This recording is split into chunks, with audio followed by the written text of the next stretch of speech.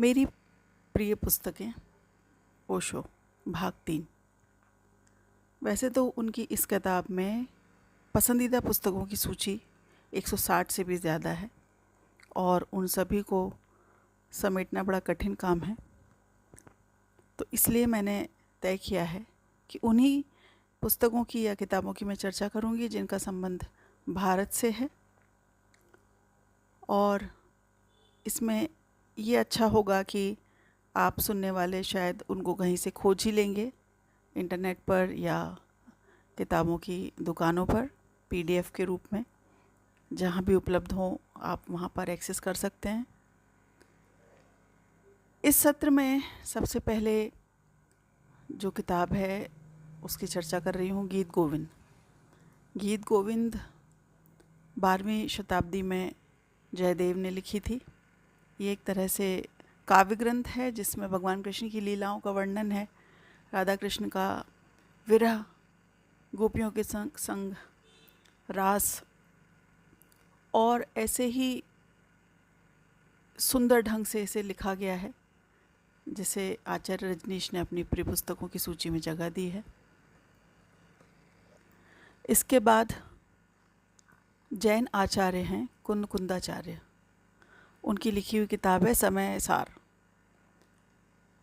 इस किताब के बारे में वे कह रहे हैं कि इसको जब आप पढ़ें तो इसे दाहिने हाथ में रखें, इसलिए क्योंकि इसे तार्किक ढंग से समझना होगा और हमारा मस्तिष्क भी 2 हिस्सों में बटा है, जैसा कि हम जानते हैं, राइट ब्रेन और लेफ़्ट ब्रेन। तो जब कोई चीज़ परसीव की जाती है और अगर उसका संबंध भावनाओं से होता है तो हमारा राइट ब्रेन उसको प्रोसेस करता है, लेफ़्ट ब्रेन लॉजिकल माइंड। इसलिए वो कह रहे हैं कि इसे दाहिने हाथ में रखें जिससे कि इसे तार्किक ढंग से समझा जा सके। और अगली किताब का जिक्र वे करते हैं जय कृष्णमूर्ति की the first and the last freedom, प्रथम और अंतिम मुक्ति। जय कृष्णमूर्ति भी बहुत महान दार्शनिक और विचारक रहे हैं भारत के, जिन्होंने कई विषयों पर बात की है और उनके तर्क और उनका कहने का ढंग बहुत ही शार्प है और समझाने का, उदाहरण देने का तरीका भी, और बहुत सारी ऐसे जीवन की बातों पर उन्होंने गहराई से चर्चा की है, कई मुद्दों पर जो उनकी किताबों में हमें दिखाई पड़ता है। तो the first and last freedom आपको कहीं ना कहीं अपने मन के भीतर जो बंधन हैं और जो भी मुश्किलें हैं उनको तोड़ने में, क्योंकि मानसिक लड़ाई सबसे बड़ी लड़ाई होती है और वो लड़ाई जब जीत ली जाती है तो फिर बाहर कुछ भी नहीं है जिसको आप नहीं जीत सकते। तो ये किताब आपको मदद करती है। इसके बाद आती है रामकृष्ण की पैराबल्स।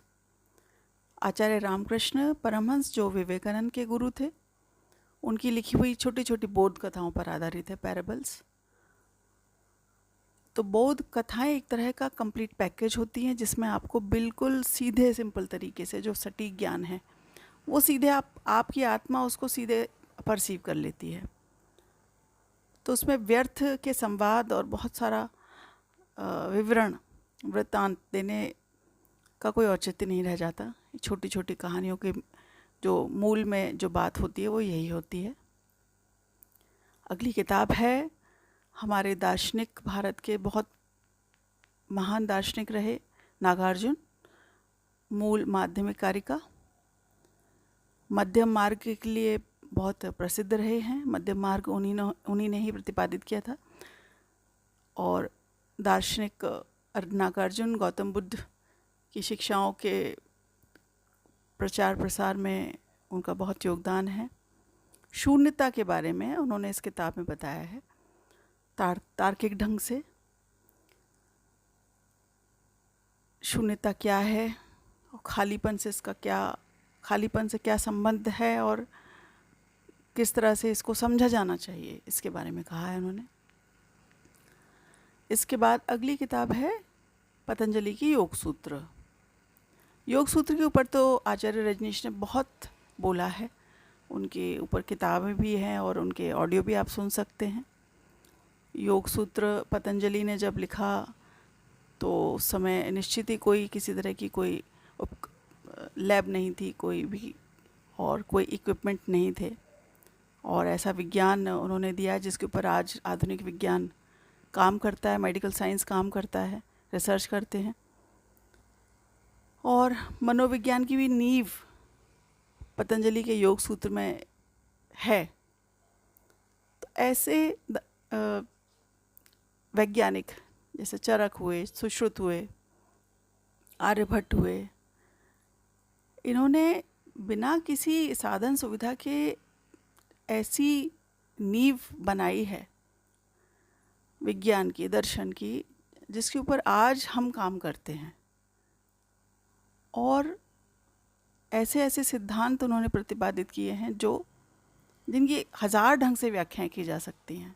पतंजलि योग सूत्र में हम यम नियम से लेकर ध्यान धारणा और समाधि तक, और उसके बाद भी कैसे अपने आप को अंतर्मुखी कर सकते हैं, श्वास पर नियमन करके, शरीर पर नियमन करके, आसनों के द्वारा, और उसके बाद फिर अपने मन पर नियमन करके, नियंत्रण नहीं करके, नियमन करके, मतलब उसकी गति को समझना और उसके बाद उसको दिशा देना।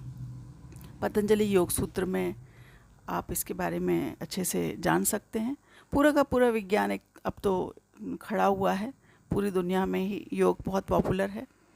और योग सिर्फ शरीर की बात नहीं करता है, ये आपके मन और आत्मा की भी बात करता है और आपके व्यक्तित्व की भी बात करता है। खासकर जो वो वाला जो भाग है जिस पर आचार्य रजनीश ने भी बहुत सुंदर ढंग से उसकी व्याख्या की है, चित्त की कितनी अवस्थाएं होती हैं, 3 या 4 तरह की अवस्थाएं, तो उसमें कैसे कैसे अपने व्यक्तित्व को, मतलब जितने भी मनुष्य हैं दुनिया में वो अपने व्यक्तित्वों को उसमें रख सकते हैं, उसमें उनको बांटा जा सकता है।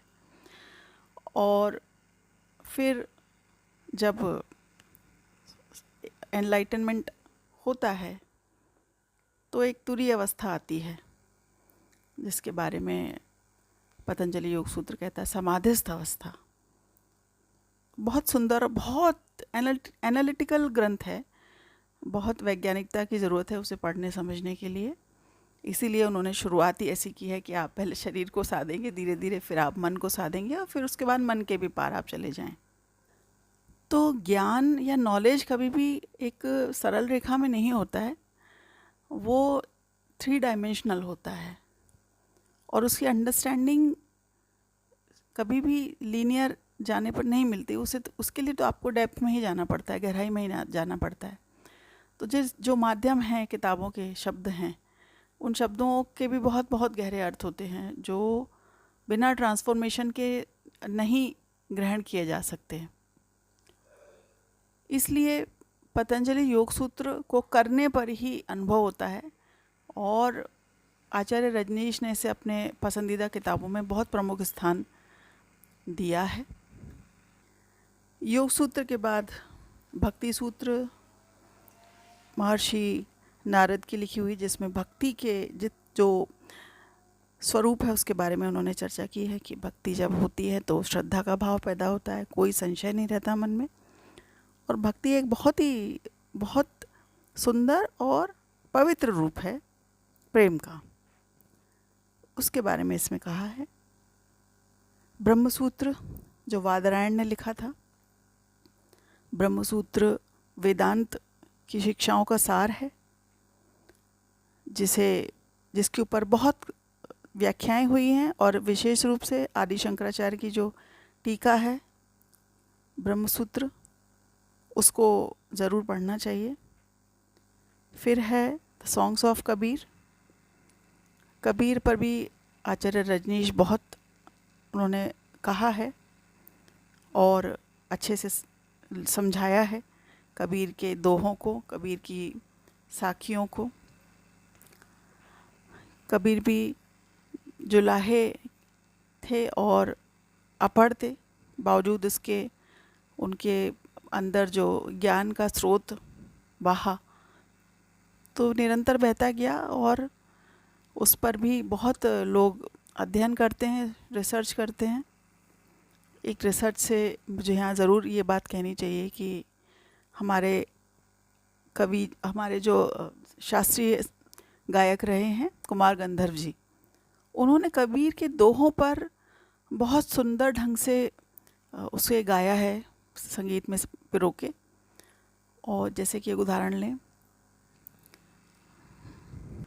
उड़ जाएगा हंस अकेला जग दर्शन का मेला, जैसे पात गिरे तरवर में मिलना बहुत दुहेला।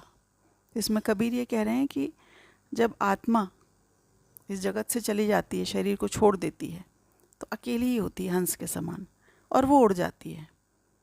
फिर जग यानी जो संसार है वो केवल देखने के लिए ही है, देखने के लिए ही रह जाता है।